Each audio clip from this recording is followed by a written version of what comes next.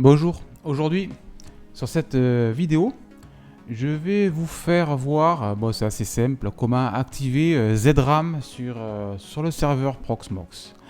En gros sous Linux, quand on n'a plus de RAM en fait, le kernel automatiquement va déplacer les éléments qui sont plus utilisés, les programmes, les librairies, vers l'espace swap. Le swap généralement est créé sur le disque dur. Le problème du swap, c'est que c'est extrêmement lent. Donc quand on n'a plus de RAM, il crée de la RAM, il libère de la RAM en déplaçant les données moins utilisées sur le disque dur. Mais comme le disque dur est extrêmement lent, ça ralentit extrêmement le système.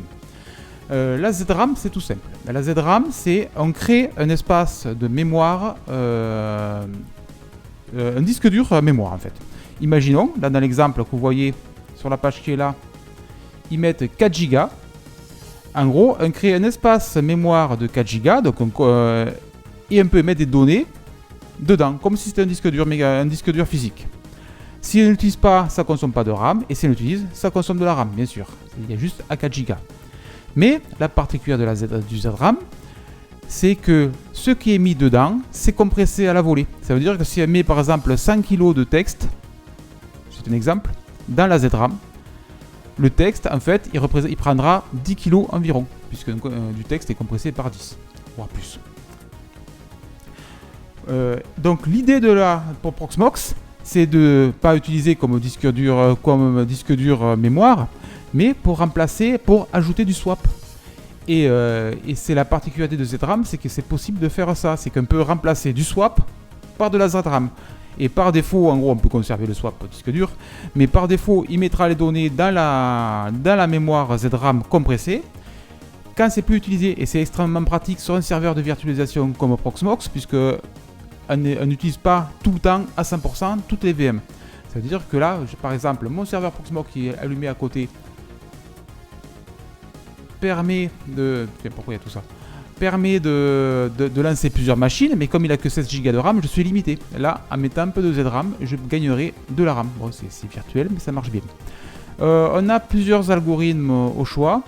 Par défaut, c'est LZO, mais on peut mettre du LZ4 ou encore du Z standard.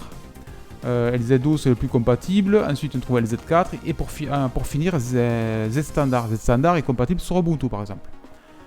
Et l'avantage de Z standard, c'est plus rapide. Ah oui, pour information, avec ce genre d'algorithmes qui sont extrêmement performants, il est plus rapide de lire un fichier compressé par du Z standard sur le disque.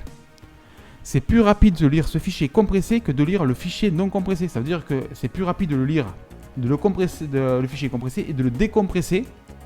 On gagne du temps, et beaucoup de temps, par rapport à lire la même chose qui est beaucoup plus grosse et donc plus longue.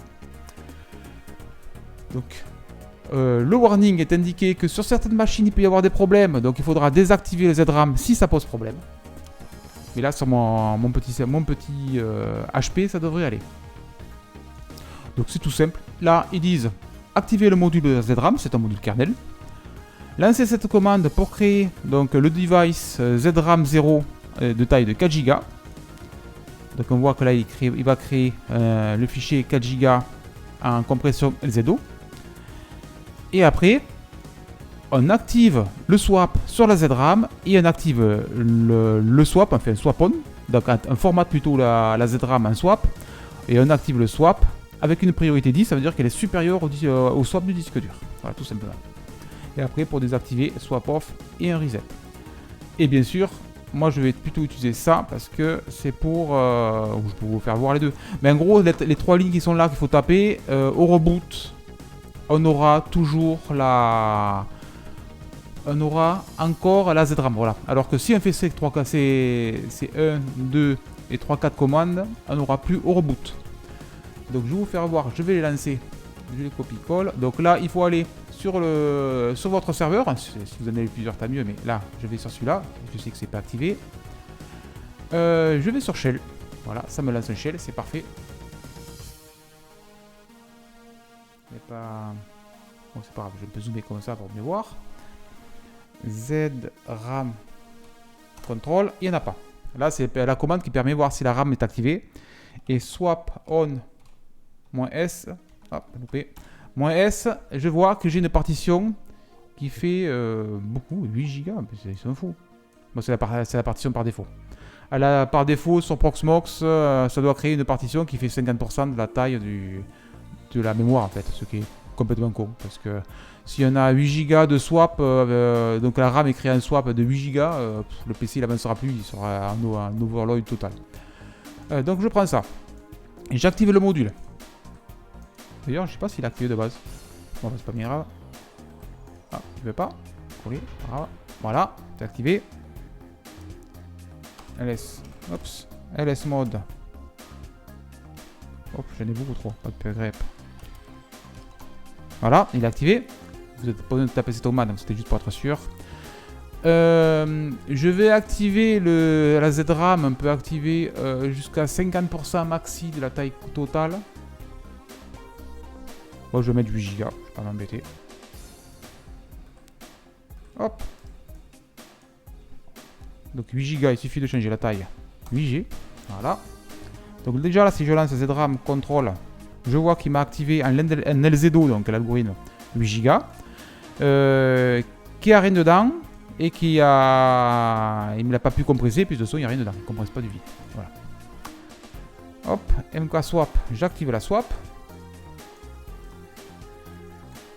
Hop, n'importe quoi avec cette souris.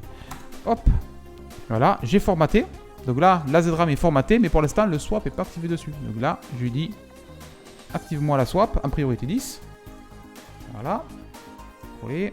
Hop, et on a activé la swap.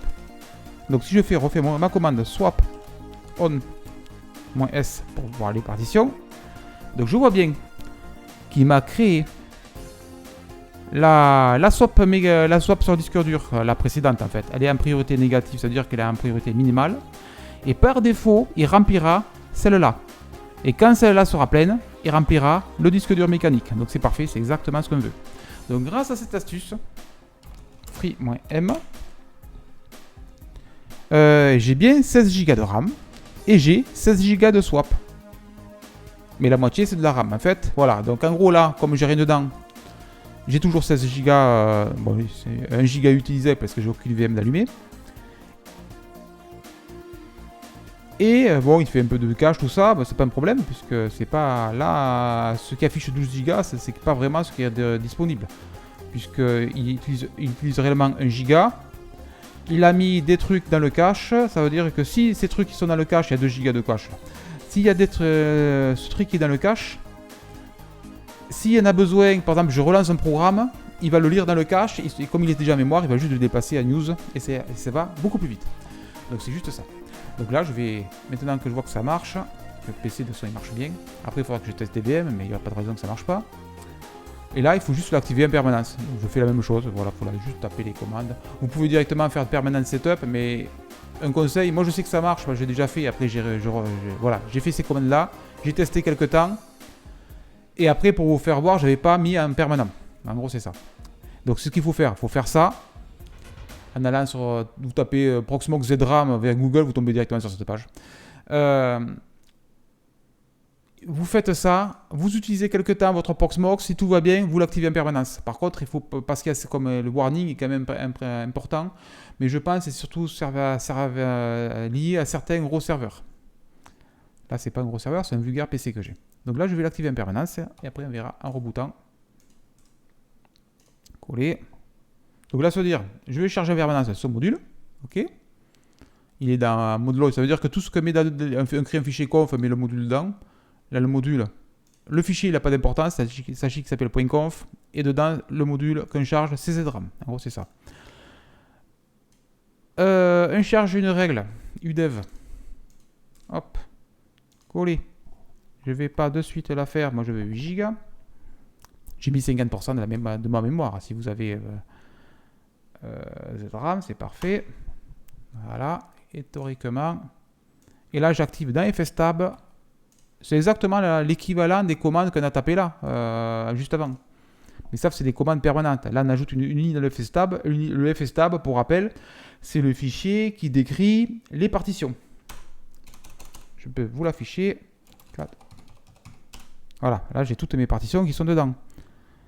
la bonne vieille swap. Là, c'est une partition qu'on ne peut pas enlever parce que la partition proc, c'est sans ça que Linux ne marche pas.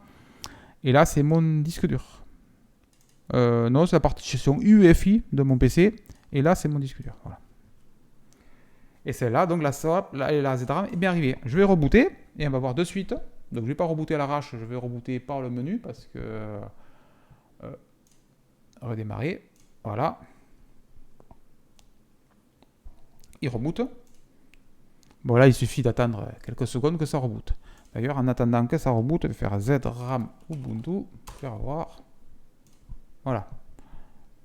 Donc, il y a le même système sur Ubuntu, en fait. Et j'avais fait un script pour le faire seul sur Ubuntu. Bon, je ferai une autre vidéo si ça vous intéresse pour Ubuntu spécifiquement. Mais sur Ubuntu, l'avantage, si vous utilisez la 22.04, la swap, elle est pas en partition, elle est en disque, elle est en fichier. Donc on peut la supprimer. C'est ce que je fais sur ma Ubuntu personnelle. J'ai carrément supprimé la swap disque dur et j'ai créé une swap en ZRAM. Voilà, donc le disque dur, autant gagner l'espace puisque de toute façon ça ne s'utilisera plus. Bon, on va voir si ça a rebooté. Voilà, il a rebooté. Et si je fais ZRAM, CTRL, ma ZRAM est toujours activée. Et si je fais ma commande magique swap on -S, et j'ai toujours mes deux partitions, ma partition de swap et ma partition ZRAM, qui est donc une partition à mémoire compressée par du LZO.